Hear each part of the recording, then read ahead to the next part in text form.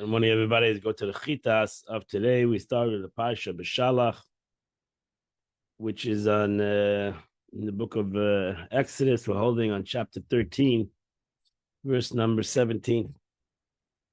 Vayi B'Shalach Pare came at the time that Pare sent away the people, but no, Lachem Lakim Derech Eretz Plishtim, and God didn't want them to go through the land of the Philistines. Because it was very close. As God said, people might change their heart when they see the war. They'll return to Egypt. Now she says, he did not lead them. The word nacham is the same root as the word nefei, to lead, to walk. Because it was very close, and therefore it was easy for them to return to Egypt.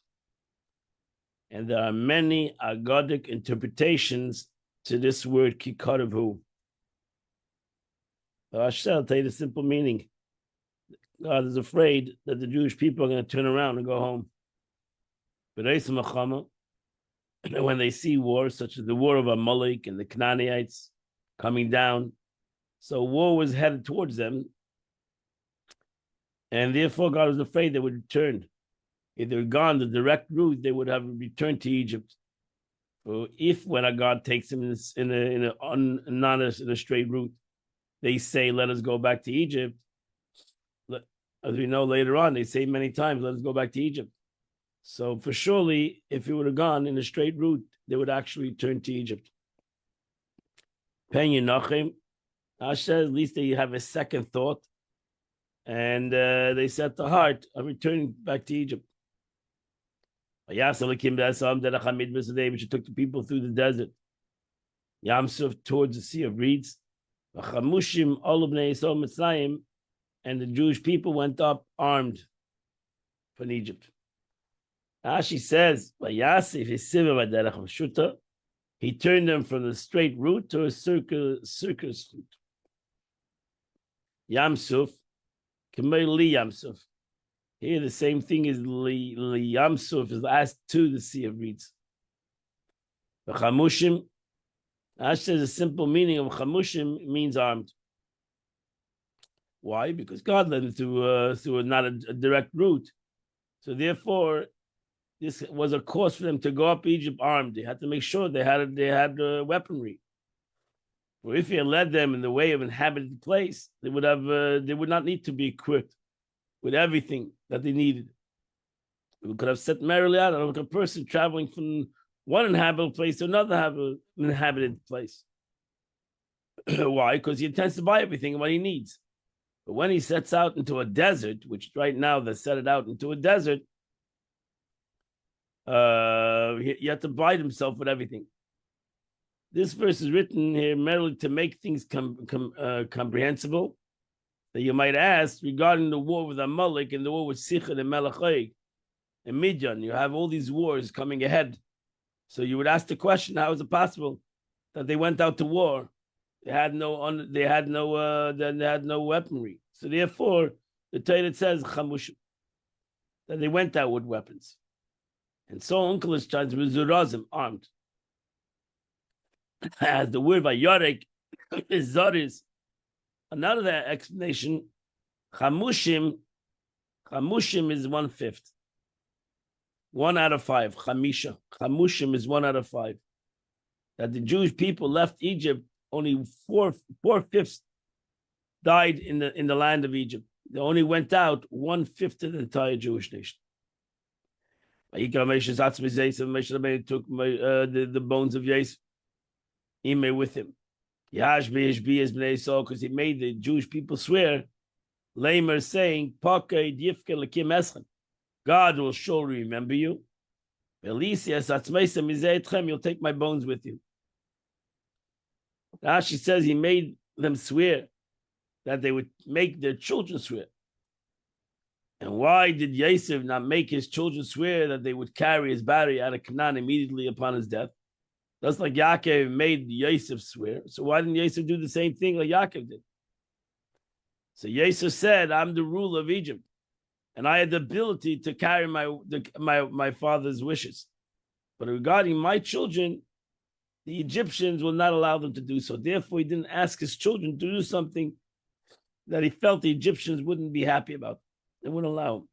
He therefore made them swear that when they left Mitzrayim, they would take it with him. Itchem is with you. So when here we learn, Rashi says that the brothers who Yosef made swear this oath. We thus derive that the Jewish people took the bones of all the patriarchs, the Shvatim. All the Shvatim went out with the Jews out of Mitzrayim. All the 12 tribes went out in coffins. That means they carried Reuven, Shimon, Levi, they carried them all out of Egypt. That's why you can find the burial places for all the Shvatim in Eretz Yisrael. They're buried different parts. Every tribe buried the head of their tribe in their territory. By Yisum and Sukkot, they traveled from Sukkot v'yachta be'Esam, and they camped in Esam. It's Midbar, the edge of the desert. Now says B'yem Hasheni, they traveled Sukkot in the second day. Sheberishim bo Ramsel Sukkot, because on Rishon the first day went for Ramses Sukkot. Hashem Eilaf name Yem Mamud, and the Eibishter God went in front of them in the pillar of cloud. Al Chaysim Aderech to show them the way. The Laila at night Bamud Eish, and at night he traveled in a pillar of fire. Lahoyalem, so that they can see the Leches Yem and Valayla to travel by day and by night. Now she says the Lamed Lan Chaysim is with a patach. That means it shows the Lareischem, which is a way to show them a way to go. It's like a causative form, to have guided by an emissary. What was the emissary? The pillar of cloud. The Holy One, blessed be He Himself, was making it go through them. Nevertheless, He also appeared for them a pillar of cloud, that which guides them, or what was the means of the pillar of cloud that they traveled. So this pillar was their guide, so to say. The pillar of cloud was not to provide light, but to show them a way. And actually, the Medrash paved out a way. This pillar, a cloud, did not go away for them the whole day. And at night, this pillar of fire stay on before the God. Now she says, the Holy One, blessed be He, the pillar of cloud, nor the pillar of day by night. This tells us the time when the pillar of cloud was present overlap with the time the pillar of fire was present. And similarly, the time when the pillar of fire was present was overlapped with the time the pillar of cloud was present. For before one set, the other one rose. Chapter 14, verse number 1. God spoke to Moshe saying, speak to the Jewish people. They should actually make a U-turn. They should go back and encamp before Pi HaCheres. Pi HaCheres is between Migdal Ben Hayam, and between Migdal is a mountain, and Ben Hayam and the water. The Fnei Baal Tzvain, they should encamp before this idol Baal Tzvain. The Chay Sachin Al Hayam encamp facing the sea. Rashi says they must turn back. The entire third day, they were moving closer towards Egypt. So this was ordered to mislead the Pharaoh, so they would say they're lost in the way. They're lost. They're going here. They're going there. They don't know where they're going. That's what happens when you go to a place, you don't know where you're going. Suddenly you realize you made a circle. Came back to the same place you came from. Now she says, this is Pissim. But now it's called Pi HaCheres. On account of the fact that they became free people. Bnei Chayrin. Chires is Chayres. There were two tall rocks there, and the valley between them was called Pi HaCheres, the mouth of the rocks. This was the only deity that remained in all Egyptian idols, the Baal Tzvain. And God spared this idol to mislead the Egyptian to say that deity was too powerful to be destroyed. Abraham made sure that he kept one idol, so to say, alive. So people can always say, oh, you see, there's one idol. We still have one idol. That's what it says in Iyov. He lets nations make a mistake and then destroys them. I am a party 11 and party said to them about the Egyptian, about the Jewish people. The Vuchamim, Bamidbar, they are lost, they are trapped in the land. Saga Haleya Magmidbar, the desert has closed in on them. Ash says, when he hears that they turn back, the Pharaoh had spies there in the group, Bnei Yisrael, Al Bnei Yisrael, on the Jewish people. The Vuchamim, Kaluyim, they're locked. Mishkayim, they're stuck. That's in the old French. It's called confined. Similar example, the root of Nevichayam, constraint of the sea. Be'emek Habach, in the valley of confinement. B'chid Nahares, from the confines of the rivers. Nevuchim. Kalash says, Kaluyim Heim Amidah. This means they're confined in the desert. And so much they don't know how to get out of it and where to go. Verse number 4, I'm going to make the Pharaoh stubborn. And he's going to run after you. And I will be glorified through Pharaoh. And his whole army. And the Egyptians will know that I am God. And this is what they did. They made a U-turn. Rashi says, I will be glorified through Pharaoh. Rashi says, when the Holy One, blessed be He, takes revenge of the wicked, His name is exalted and honored. Similarly, it says, I will exercise judgment upon Gog. We're talking about Mashiach. And what result? I'll be exalted and sanctified. I'll be recognized. And it says, He broke the shooting arrow in the bow. As a result, God is renowned in Yehuda. Oh, says God is renowned. He has executed judgment. All these psukim till him. So the Pharaoh began to sin first, and ultimately he was punished. He had to see this punishment. That's it. That God continued to let the Pharaoh live, so that he would see exactly what was going on. Vayaser Cain. This is written to tell us the praise of the Jews, that they listened to Moshe and they did what he said. Even though he said, they can all say, how can they approach their pursuers? They're going back to Egypt. We have to go away from them. Rather, they said, we'll only rely on the words of Moshe ben Amram. Moshe ben Amram. We only have the words of Moshe, whatever Moshe says. That's all we do. Verse number 5, the king of Egypt was told, the king of Egypt was told that the nation ran away. So the heart of Pharaoh became strengthened. And the servants on the people. They said, what did we do? As Yisrael Mavdenu. Why did we do this? Why did we send the Jews from the service? She says he had sent officers with Jews, with the Israelites, and once they reached the end of the 3 days, they had previously fixed with Pharaoh to go into the desert, return, and the officers saw that they're not going back to Egypt.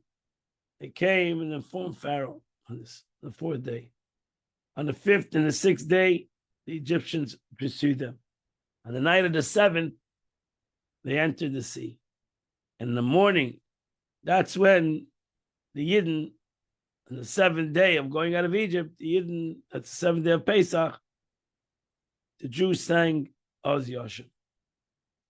And this is the 7th day of Passover, the last day of Passover. We therefore read the Song of the Sea and read Torah reading on the 7th day of Passover. Rashi says, Means he changed it from what had been. Previous powers had got up and get out amongst the people. The servants also had changed their heart. Previously, he said, how long would this person continue to snare us? And now they changed their minds, promoting them to pursue the Jews. The people changed their minds. So therefore, verse number 6, he harnessed his chariot and he took his people with him. She says, he himself, he showed the people, he himself was involved. He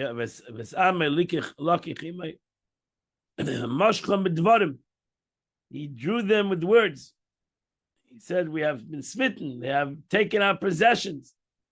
We let them go. Come with me, and I will act with you like other kings. I will not act to you like other kings. The way other kings is that their servants go ahead of them in battle. But I'll go ahead of you.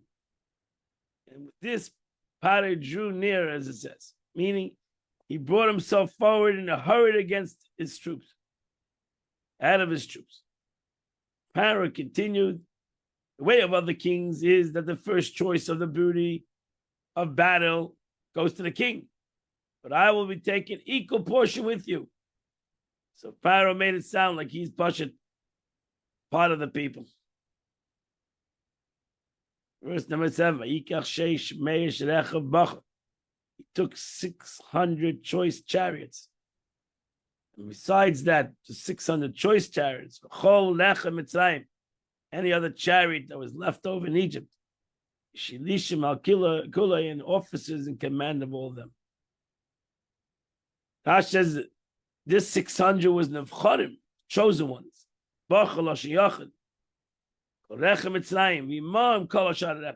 With the 600, all the others, whatever a guy can take, they took. With the hot chariots, horses. If you say they were the Egyptians, this cannot be. It says the livestock didn't die. And if you say were from Israelites, it says they took the livestock along with them. So whose were they?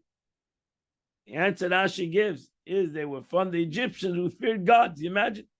These Egyptians that feared God put their cattle into the barn. Now they used it to go chase the Jews.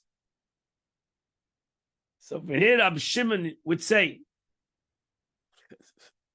the finest of the Egyptian, kill him. The best among the snakes, crush its brain. Because also ultimately, an Egyptian is an Egyptian.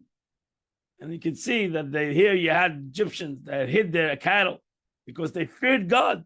God's going to kill their cattle. So they had a munah, so to say, in God.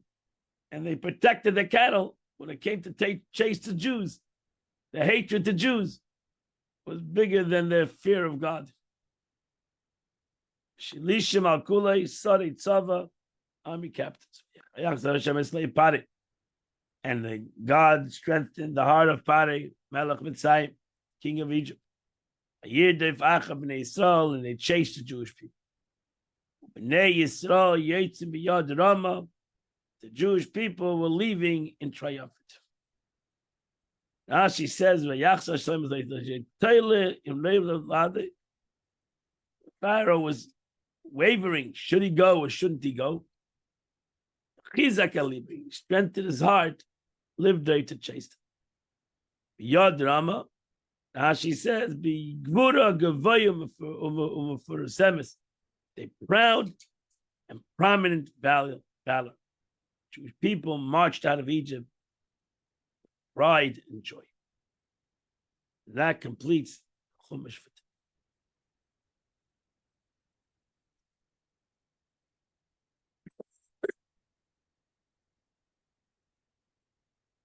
today. Rebbe, we're holding in the 19th chapter of Tanya. Alter Rebbe over there, we started off the 19th chapter yesterday. Alter Rebbe explains that every Jew has Chachma. And if every Jew has Chachma, then he has the Oyer Ein Sof. You understand what Chachma is? Wisdom is. then in essence, he has the essence of God in his wisdom. The question is, and the Alter Rebbe says, how is there such a thing as a wicked person? How is such a thing a person that, so to say, his chachma is not working, so to say? How is that possible? If he has chachma, how is it possible to have that he doesn't use out his chachma? The Alter Rebbe said that he might have chachma, but it's hidden. It's called the Ava Misteres. It's hidden. It's galus. It's an exile in his head, and because it's an exile, it could be a situation where where he doesn't feel the chachma, and he doesn't feel the Ein Sof. The question is, however, if his senses are so dull, why is it that even the worst sinner will be willing to sacrifice his life for God when faith is put to the test? So why suddenly does he waken up? The answer, the Alter Rebbe explains that the klippa can obstruct only those matters that do not directly affect the godly soul level of chachma. That's the point. The klippa can only deal with bina when we play around with rationalization. So when it comes to rationalization, your animalistic soul can maybe be a better rationalizer. So that's why the Jew falls into the trap, because if you rationalize everything, so my animal soul is a smart rationalizer. So he's a smart guy. However, in such matters of faith, but when it comes to emunah, my animal soul has no speech to emunah, because my animal soul doesn't realize what faith is. My animal soul is rational, survival, understands what means the world. But when you come to faith, the animal soul says, that's not my topic. So therefore, in matters that don't directly affect the soul's level of chachma, however, in such matters of faith, that's where chachma gets involved. The klippa can neither penetrate nor obstruct. So now your animal soul, when it comes to real godliness, your animal soul says, this is not my topic. And therefore, he cannot have an argument. He cannot obstruct anything when it comes to Emunas Hashem. So consequently, on such matters, a Jew is aware that he's to succumb to sin would mean being torn away from God. That's it. No animal soul is going to be able to influence the godly soul, change that reality. It's impossible. And therefore, he's ready to lay down his life rather than to sin. And that's why, ultimately, the animal soul has no power, and the godly soul is in full control. As the Alter Rebbe will explain it. The Alter Rebbe says, Shagala zeh, the exile. That we said that your chachma, your godly souls in exile, mechinas chachma, ein ala mechinas hamashpat teshem nefesh kul. It's the chachma, the concept, the way it diffuses itself in the body. That my nefesh habahamis doesn't let my godly soul diffuse itself into the body. So being in exile, it's unable to pervade the entire soul and through the entire body, with a feeling of self-nullification before God. It doesn't have the power. Before God carries the chachma. Thus, in a state of exile, it's unable to prevent one from sinning, because it cannot diffuse in the entire body. It can't diffuse into the soul. It can't diffuse in the body.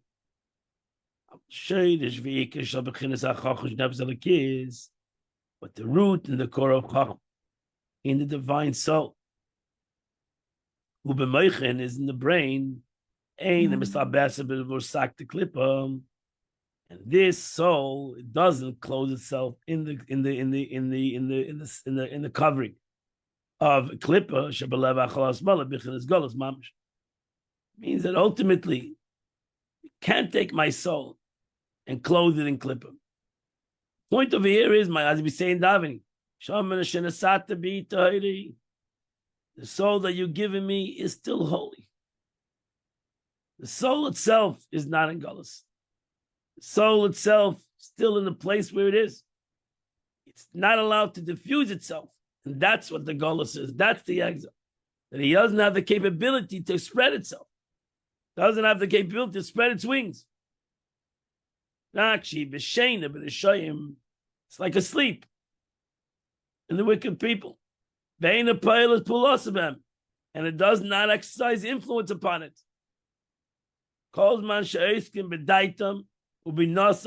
As long as they're using their knowledge and their understanding, in the desires of the world. So the soul's faculty of knowledge, that and understanding are lower than Chachma. Yet the level of Chachma is preventive for acting upon them. So even though Chachma is greater than Bina, but it doesn't have the power. So it's greater, it's sleeping, that's what we call it, sleeping. And upon the others, the lower faculties, as long as they are immersed in mundane pleasures. Thus the Chachma of the divine soul is doormat. Not dead, doormat, it's sleeping. It has lost none of its potency, only its ability to exercise. Just as when one sleeps, he retains full possession of his faculties. Though he cannot use them, he's sleeping. But when we are confronted with a test of faith, when we are contested something that was an irrational concept, and then you touch your soul. So now when we come to an irrational concept, I'm a Jew, I'm not a Jew. Now you touched me. And now you touched the essence of me. The Bechinas Chachma Shabbat. You touched my wisdom. You touched my essence. What happens? That's when my soul wakes up. And my Chachma is diffused. And it accomplishes what it's supposed to accomplish. With the divine life that is in the soul. So its influence being to create spirit of self-sacrifice of God, boom, I'm ready to go on self-sacrifice. I'm ready to take over the world. As it's written, that the Lord awakened as one out of a sleep. So this verse refers to the level of Chachma and the light of Ein Sof closed within, which was previously a state of sleep, inactive, but arises and exerts influence when faced with a test of faith. And then now suddenly I have all the powers. So this revelation of Chachma leads even the sinner to withstand the test of faith of God. Bilishum tam v'das, he goes above understanding. V'seichel. Musagle, he goes above his own comprehension. Suddenly he doesn't use his comprehension anymore. Suddenly he goes on self-sacrifice. Suddenly he gives up his life for God. This Gabel ala clipper to prevail over this covering. Tavas Eilam and all the desires of the world. Whether it's allowed, whether it's prohibited. Shahugabem, which he's used to. Lemoizbem, he suddenly hates it all. Meaning, in this state of readiness for matridom, a Jew is ready to go on Mesiras Nefesh. The sinner not only overcomes desire for worldly pleasure, but loses them entirely. And the objects of his past desires are now detestable to him. Suddenly, he hates everything evil. And suddenly he chooses God to be his portion in his lot. Meaning he dedicates to God both his internal faculties of intellect and emotion, referred to one's portion, and his higher transcendent faculties, his will and his pleasure, which is called one's lot. So he's willing to give up his own reality and even the pleasures of life. Every Jew is willing to offer his soul to God to sanctify God's name.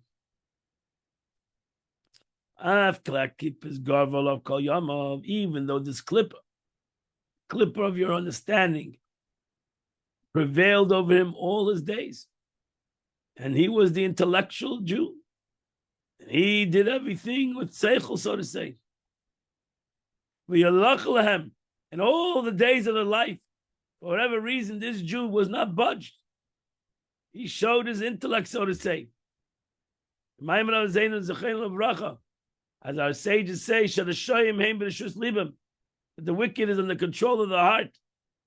The animal soul clipper is situated on the left side of the heart. He's in control. He's in control. His heart is in control.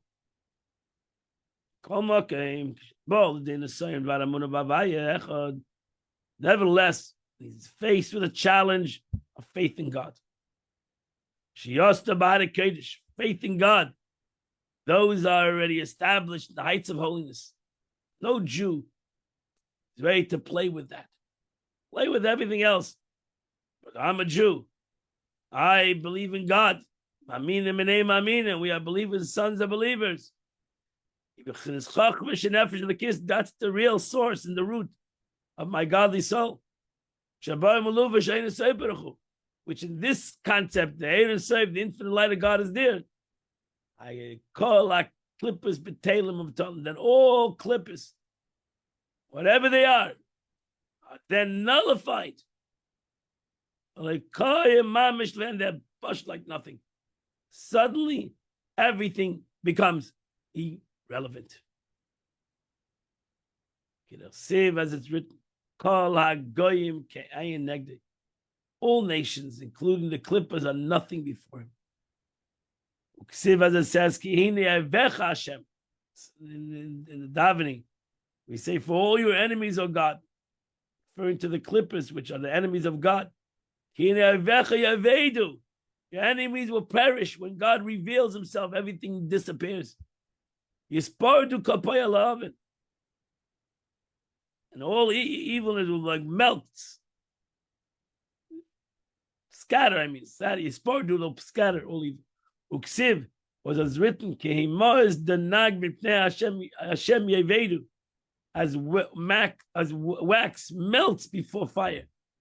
So shall the wicked perish. The hills, referring to clippers, which are compared to hills by reason of there's a big hill in front of us. When it comes to the Eibishter, they melt like wax. So all these verses illustrate how clipper vanish, when light of God found the Chachma of the divine soul reveals itself. Therefore, despite the fact that clipper always had the upper hand over a sinner, he's able to overcome them when his faith is challenged. We thus see that every Jew has an inherent ability to overcome temptation by virtue of his soul's hidden love of God.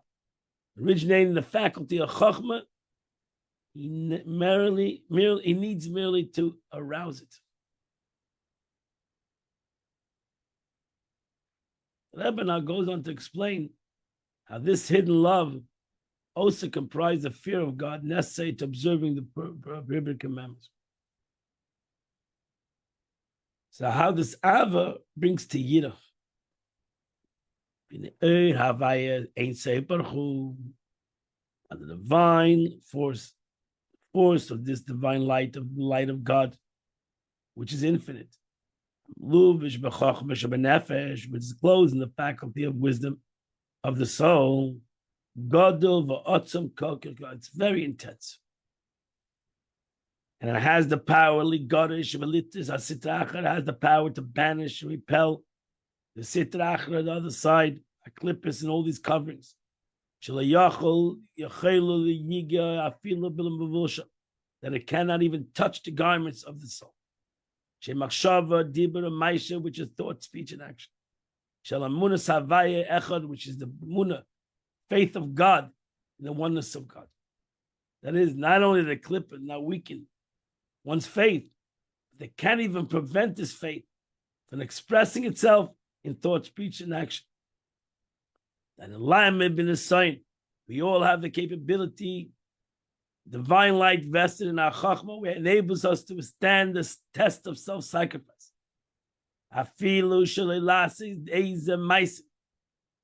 To the extent of refusing to do a mere empty act that is contrary to the belief in one God. For example, worst Aveda, I will never bow down to an idol. Jews have given up their life throughout history not to bow down to an idol. Even though those who say, well, bow down to the idol, but we don't really bow down to the idol. But they won't even bow down to the idol, even though because they know that bowing to the idol is one of the three cardinal Avedas, and they're not going to bow down to any idol. In which case, the faith is not being challenged, but its expression even.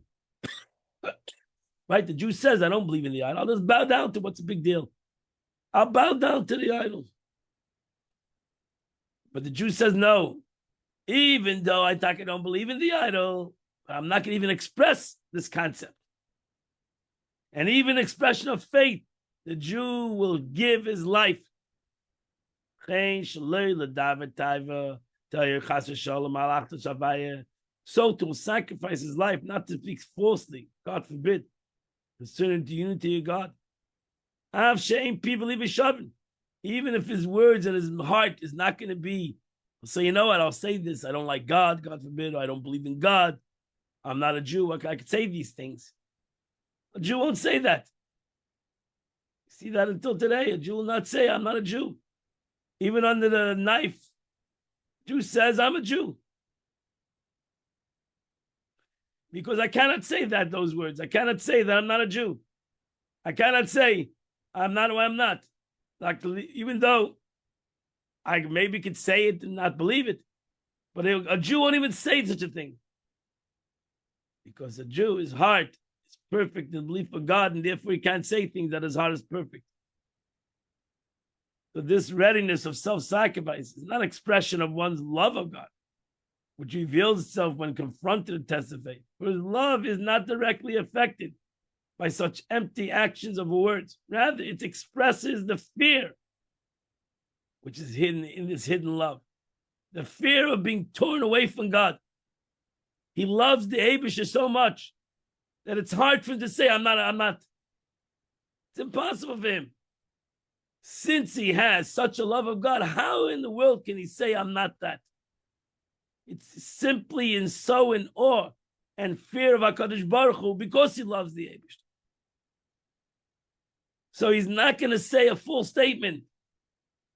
It's impossible to him to say that full statement. And that is amazing. That when you push a Jew to the corner, that he's ultimately going to reveal two of his basic characteristics, and that is his love of the Eibusher and his fear of God. But this fear of God comes from his love of God. Because he loves God so much, it's impossible to say, I'm not. It's simply impossible to say something like that. This is considered the fear that is in the love. She'ava tivis, meaning the natural love found in the divine soul of all Jews. Which that's the desire of every Jew. His nature is, his love of God is so strong. The Davik B'Shoshim always wants to be connected. This neshama never wants to be sundered from its source. And it has such a desire that it simply is in fear of this disconnection. And it will never disconnect itself.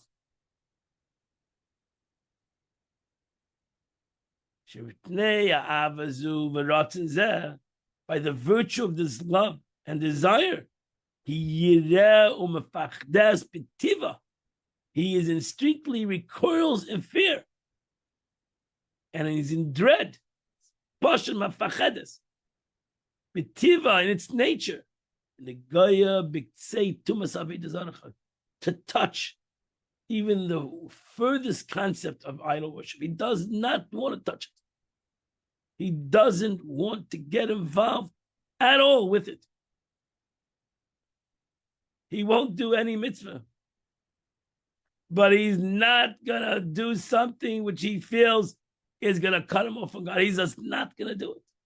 He's not going to do it. He doesn't even know why. Because when it touches the essence of his soul, it's something he's going to fight for it. Now, there's always exception to the rule. You find heretics in the Jewish nation. But this is a general point. She neged emunas havayach. Afilu b'l'shach etzonim. A Jew be willing to give up his life, even if that's going to make him fake it. Might say fake it. Make believe you're worshiping an idol. Make believe you're worshiping another god. Jew won't do it. The art of God with idolatry, speech, and action, without any faith whatsoever in his heart. A Jew won't do that. Even the soul dreads, and his dread presents itself in the fear containing in this hidden love. When a Jew considers that he will be willing to give up his life rather than part God, he will surely realize that he should certainly refrain from sin for the same reason, since every sin tears one away from God. And B, he ought to fulfill every commandment, for through them one achieves the object of his hidden love, unity with God. In this way, one may utilize his hidden love and the fear of God contained in the motive and its motivation for observing all commandments, as we're going to explain Be'ezrat Hashem in the upcoming chapter. But that's where we end the Tanya of the day. Today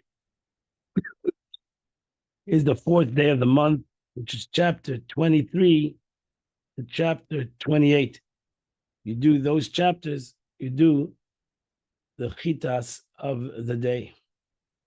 The Rebbe writes in Hayom Yom, the day to day, the Rebbe writes Mitzrayim, Egypt, expresses Mitzrayim, the word Mitzrayim expresses constriction, limitation.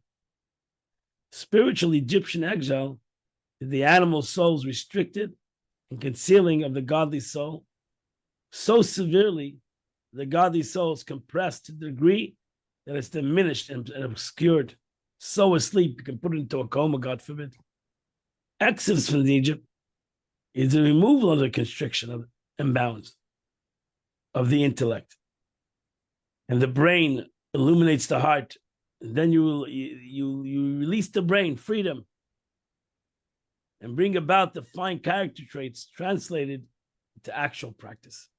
So we release the neshama, let the chachma reveal itself. Let the brain breathe. Let the brain affect the emotions. And let the emotions affect the actions. And then you have Yetzias Mitzrayim. And that's why you have to remember the going out of Egypt every single day. Wish you all a wonderful and beautiful day. In Amir Shem at 10 o'clock, we'll continue to learn the Chassidus. Come to the JEI or on Zoom. We'll continue to learn Tanya Chassidus for today. Have a wonderful and beautiful day. Mitchell, we'll see you all tomorrow, 8 o'clock. We'll continue to learn the Chitas.